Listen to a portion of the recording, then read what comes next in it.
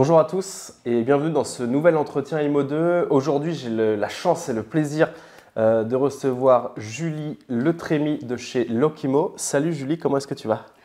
Bonjour, ça va plutôt bien, merci de m'accueillir. De rien, écoute, ça fait un moment qu'on voulait discuter avec toi, qu'on voulait discuter avec les équipes de Lokimo. Est-ce que tu peux déjà te présenter et nous dire ce que tu fais au sein de Lokimo? Je suis arrivée chez Lokimo il y a quelques années en tant qu'assistante de gestion, un poste assez multicasquette. Et là, depuis 2022, j'évolue sur un poste d'ambassadrice de marque. D'accord, ok. Donc déjà, on peut évoluer chez Lokimo, ce qui est une bonne nouvelle. On évolue chez Lokimo. Je sais que Lokimo évolue aussi beaucoup. Déjà, est-ce que tu peux nous présenter Lokimo rapidement? Et après, on va parler de l'évolution et de comment l'outil a changé. Lokimo est une société éditrice d'une suite de logiciels en direction des professionnels de l'immobilier. On est une société qui a été créée en 2006 par Julien Dourlan, qui est toujours notre dirigeant actuel. On est en pleine évolution actuellement.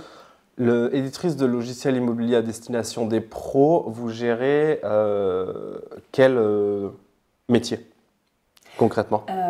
Principalement les agents immobiliers, les administrateurs de biens, les huissiers de justice, les mairies, tous ceux qui peuvent avoir en fait un parc immobilier à gérer.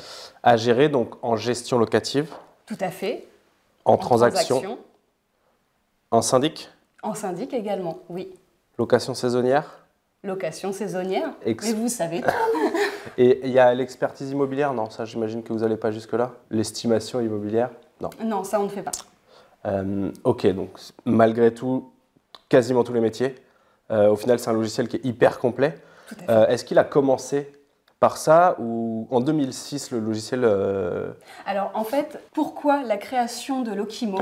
Ça c'est intéressant. Julien Dourlan recherchait en fait un logiciel pour gérer ses propres locations. D'accord. Donc il a étudié le marché, il s'est aperçu qu'aucun logiciel qui était disponible à cet instant-là ne lui correspondait. Trop ancien, pas assez évolué, pas assez intuitif, pas assez pratique. Donc fort de tous ces constats, il a pensé à sa solution, celle qui lui conviendrait, et il a commencé à la développer tranquillement sur un coin de bureau. C'était vraiment son projet, et petit à petit, ça a pris de l'ampleur, ça s'est développé. Il a pu lancer le produit, lancer l'entreprise et continuer à apporter des innovations à son produit pour perpétuer. Donc au départ, ça part d'une personne qui a un problème sur trouver le bon outil pour faire de la gestion locative. Donc c'est vraiment le cœur de l'outil au départ. Exactement. C'est intéressant parce que très souvent, les logiciels qui évoluent le plus et surtout qui restent le plus dans le temps, parce que 2006-2022, on est sur 16 ans. 16 ans, quasiment 17. C'est quand même... C'est quand même un beau parcours qui n'est pas fini d'après ce que j'ai compris. Quand ça part d'un problème qu'on a soi-même, souvent les convictions sont plus fortes, les combats sont plus puissants. Donc c'est toujours intéressant de savoir comment ça a changé. Mais du coup, le logiciel, il a beaucoup évolué parce que soit Julien s'est mis à faire de la transaction tout d'un coup et s'est dit « tiens, je vais rajouter un bout de transaction », soit c'est simplement la demande du marché qui a fait évoluer le logiciel. Après, tout simplement, on écoute nos clients, on voit où sont leurs problématiques, on les analyse par rapport à l'explication qu'ils nous donnent, ce que nous, on en comprend, ce qu'on en déduit. On réfléchit à l'innovation qu'on pourrait mettre en place pour pallier aux problèmes. On lui donne forme et le projet prend vie. C'est comme ça qu'on fait évoluer nos logiciels. C'est vraiment en écoutant le besoin de nos clients, du professionnel. Et justement, le besoin, il a évolué, j'imagine, assez rapidement. Quand on fait de la gestion locative, très souvent, donc on travaille avec des administrateurs de biens qui font pour beaucoup du syndic aussi, de la copro. Donc il y a une évolution assez logique à mêler les deux métiers au sein du logiciel. Exactement. Après, le logiciel est ciblé finalement en fonction de l'activité qu'on souhaite prioriser. Et on peut avoir plusieurs modules en même temps. Mais ce qui est intéressant chez vous, c'est surtout que les modules sont très complémentaires et communiquent entre eux. Alors je sais que c'est dans l'évolution que vous êtes en train de mettre en place. Mais ce qui est très intéressant, c'est quand on parle de la gestion locative et du syndic, ceux qui travaillent bien sur ces sujets-là se rendent très vite compte que c'est aussi un énorme générateur de mandats et donc de transaction, et donc on vient rajouter le module de transaction. J'imagine que c'est ça l'évolution qu'il y a eu du logiciel. C'est toujours pour être en adéquation avec le besoin. Donc à chaque fois qu'un besoin s'est manifesté, on lui a trouvé une solution. C'est pour ça qu'on développe le syndic, c'est pour ça qu'on développe le saisonnier. C'est vraiment pour pallier aux besoins. Et justement, en 2022, on sait que ça a été une année qui a été charnière, entre guillemets. Il s'est passé beaucoup de choses en 2022. Quel est le ressenti que vous avez, vous, en interne, et quels sont les besoins qui ont été remontés de la part des clients Effectivement, 2022 était une année charnière. Ce que nous remontent principalement nos clients, c'est le besoin de gagner du temps. C'est le besoin de pouvoir travailler avec des outils qui sont fiables, qui sont accessibles à tout instant et qui vont nous faciliter la vie au global, nous faire gagner du temps, avoir des automatisations, permettre de faire certaines tâches qui aujourd'hui sont chronophages, énergivores, de façon le plus automatisée possible, afin de pouvoir se concentrer en fait sur tout ce qui va être utile au développement du business, si je puis dire. Ouais, mais je pense que c'est le vrai sujet. J'avais une intervention cette année au Rent où je disais clairement le seul sujet qui est important dans le choix de sa tech, c'est de savoir s'il vous fait gagner en productivité. C'est la seule chose qui est importante. Et en fait, là où les professionnels sont très bons et ne peuvent pas être remplacés par des outils, c'est la relation humaine, la sensation humaine, le suivi client, quelque chose qu'un outil ne peut pas faire aujourd'hui. Exactement, je vous rejoins complètement. L'idée, c'est de lui libérer l'esprit sur les tâches administratives basiques qui, en plus, peuvent être génératrices d'erreurs. Avec l'automatisation, on sait qu'on limite les erreurs, mais aussi forcément qu'il puisse avoir plus de temps à consacrer à ses clients, à la découverte de nouveaux projets, à rentrer des nouveaux mandats, etc. C'est vraiment ça la valeur ajoutée dans son travail, c'est pas d'enregistrer des loyers, les encaissements de loyers. C'est intéressant parce qu'il y a effectivement un sujet qu'on aborde peu dans le logiciel, et ça fait 2 fois que tu le mets, donc heureusement que tu l'as dit 2 fois parce que du coup je l'ai entendu. Il y a le côté sécurité. Le fait qu'aujourd'hui, quand on travaille avec un outil qui est bien conçu, mais ça sécurise derrière. Si on a bien rentré les informations au départ, c'est toujours le sujet. On est bien d'accord, mais si les informations rentrées dans le logiciel, elles sont bonnes à la base, forcément, les automatisations ne généreront pas d'erreurs. Et c'est d'ailleurs un sujet qui est assez intéressant quand on choisit un logiciel, de bien regarder que ces automatisations-là sont bien faites et que ce ne soit pas un souci pour plus tard. Et c'est une de vos forces, c'est que vous êtes toujours concentré pour bien faire les choses et qu'il y ait une application particulière dans ce que vous faites. Tout à fait. Si on n'apporte pas de fiabilité, il n'y a pas d'intérêt parce que le client, le professionnel de l'immobilier, s'il n'est pas serein dans son travail, il aura toujours l'esprit ailleurs, il pourra moins bien avancer. Le fait d'avoir l'esprit ailleurs, c'est ça qui va lui faire des erreurs. Et on sait que les erreurs comptables, plus elles avancent dans le temps et plus c'est compliqué. Ouais, c'est sûr. Et puis, ce n'est pas des choses qu'il faut laisser traîner. Justement, là, tu me parles de la fiabilité, sur laquelle vous mettez un accent assez fort. La simplicité aussi, sur laquelle vous mettez un accent assez fort. Ça a l'air d'être des choses qui ont plu à vos potentiels clients, futurs clients, anciens clients, parce qu'on a vu une évolution, enfin, tu m'as parlé d'une évolution assez forte en 2022. Ça a été une période charnière pour Lokimo. Est-ce que tu peux m'en dire un peu plus justement là-dessus ? Effectivement, étant donné qu'on s'est beaucoup développé en 2022, il a fallu que l'entreprise en fait, elle puisse s'adapter. Donc pour répondre aux besoins de l'entreprise, on a recruté dans tous les services de l'entreprise. Au final, on est passé de 5 collaborateurs à 15 en moins de 6 mois. Donc on a vraiment mis les moyens. Vous avez multiplié le staff par 3, ouais. Exactement. On a vraiment mis les moyens pour Et ça, c'est dû à une évolution de la demande, du chiffre d'affaires, j'imagine, parce qu'il faut pouvoir les payer, les gens. Mais l'évolution de nos besoins, déjà, d'une part. Ouais.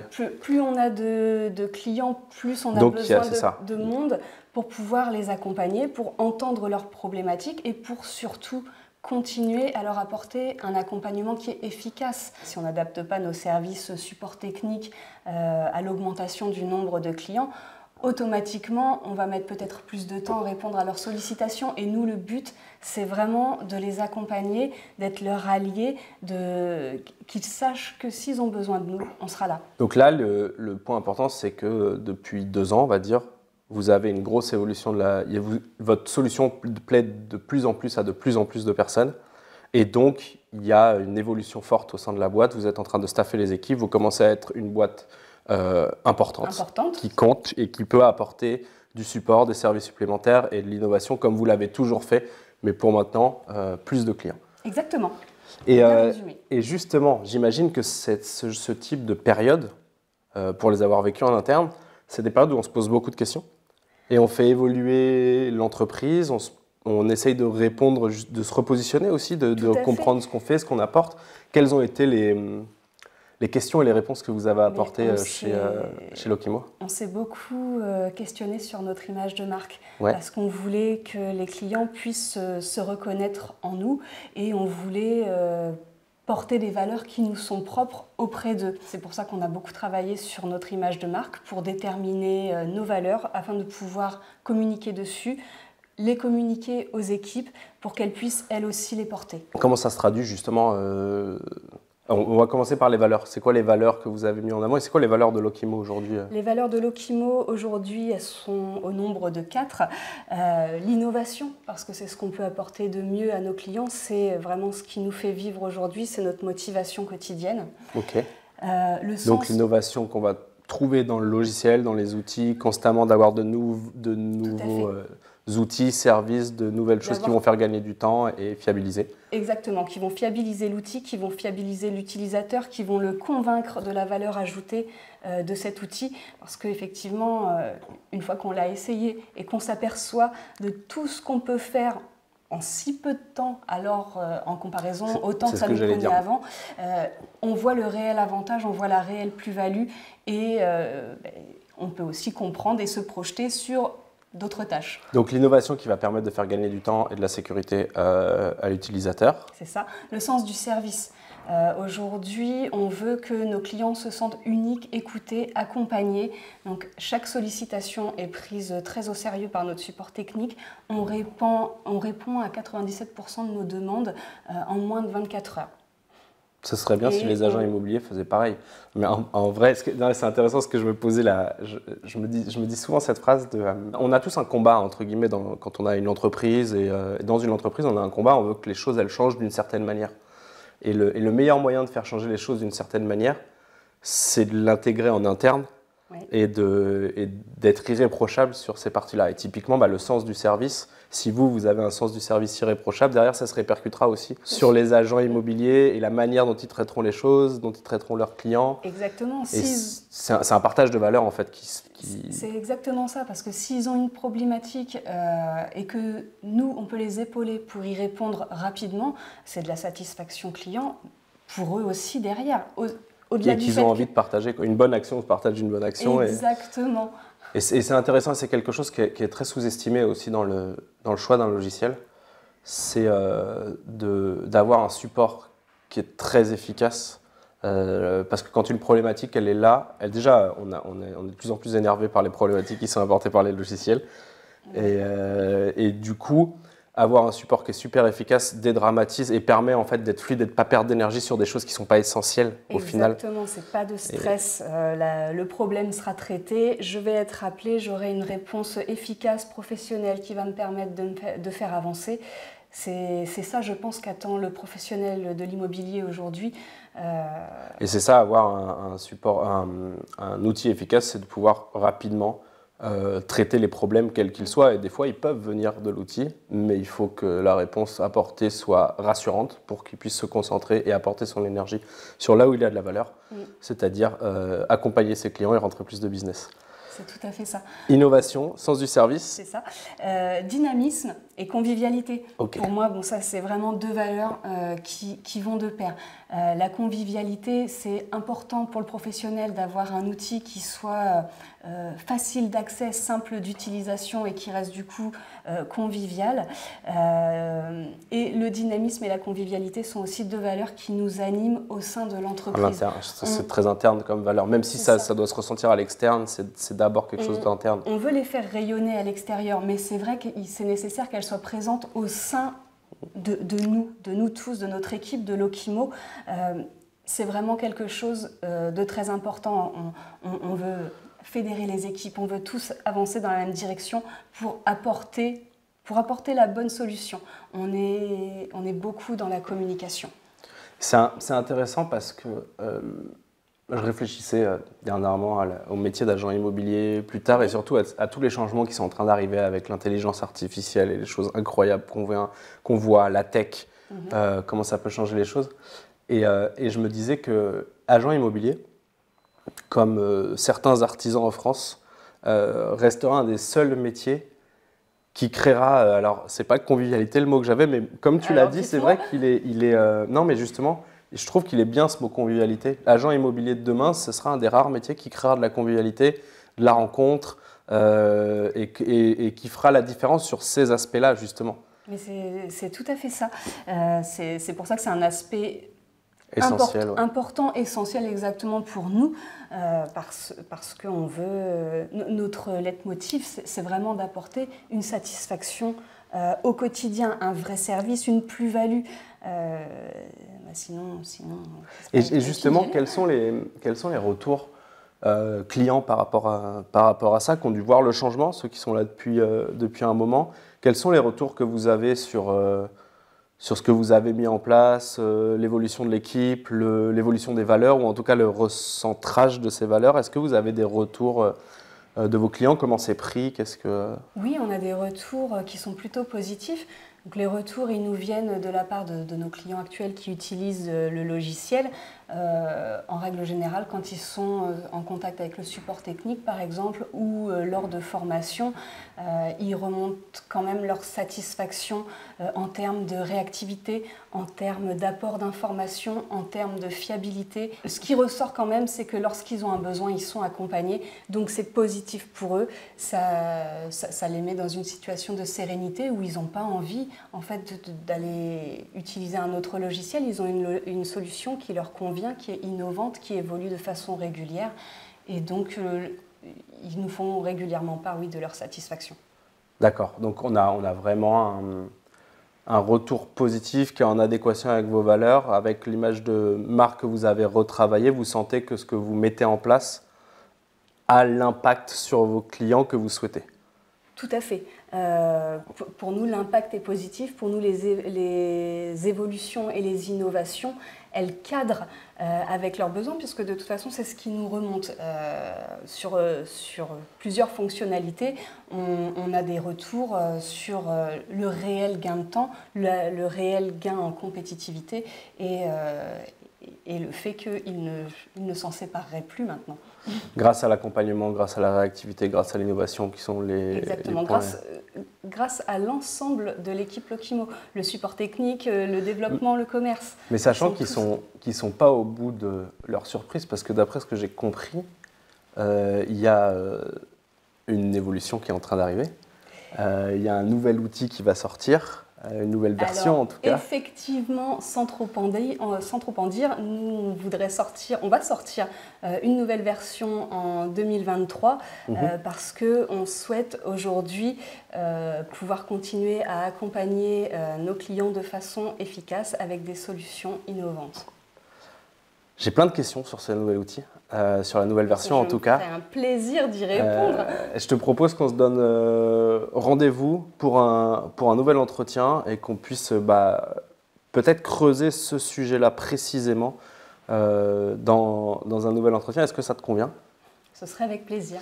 Déjà, merci beaucoup pour ton temps, pour aussi avoir pu présenter Lokimo qu'on ne connaît pas suffisamment et qui nous permet d'y voir beaucoup plus clair et surtout maintenant de savoir que vous êtes une entreprise qui convainc beaucoup de professionnels de l'immobilier, donc c'est une bonne chose. On va rentrer dans le détail après de ce que vous faites, quelles sont les fonctionnalités, qu'est-ce qui va sortir. Bon, bref, j'ai plein de questions à poser. Merci beaucoup pour ton temps. Merci à toi de m'avoir laissé l'opportunité de m'exprimer et à très bientôt avec plaisir. À très vite. À très vite. Ciao à tous.